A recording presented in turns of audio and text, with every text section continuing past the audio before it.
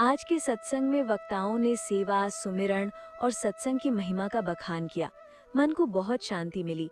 लेकिन जैसे ही मैं यहाँ से बाहर जाने की सोचती हूँ, घर गृहस्थी की जिम्मेदारियों का पहाड़ सामने खड़ा हो जाता है। एक प्रश्न मेरे अंदर कांटे की तरह चुभ रहा है। अगर आज्ञा हो तो पूछूं? धन्य रंकार जी बहन जी। जिज्ञासा ही ज्ञान का द्वार खोलती है। निसंकोच पूछिए। ये सद्गुरु का दर है। यहाँ हर शंका का समाधान ब्रह्म ज्ञान की रोशनी में मिलता है।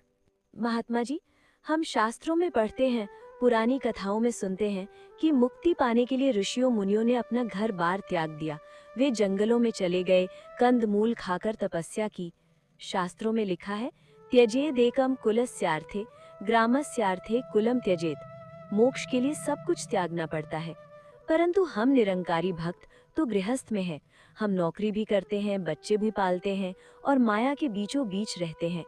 मेरा तर्क ये है कि क्या दो नावों में सवार होकर हम कभी उस परम पद तक पहुंच पाएंगे? क्या हमारी ये मिलीजुली भक्ति हमें वास्तव में मुक्ति दिला सकती है, या हम बस खुद को तसल्ली दे रहे हैं? महात्मा जी गहरी सांस लेते हुए अत्यंत शांत स्वर में, बहन जी, आपका प्रश्न बहुत ही व्यावहारिक और तर्कसंगत है। लेकिन सद्गुरु बाबा जी अक्सर समझाते हैं कि हमें मुक्ति और पलायन के बीच का अंतर समझना होगा।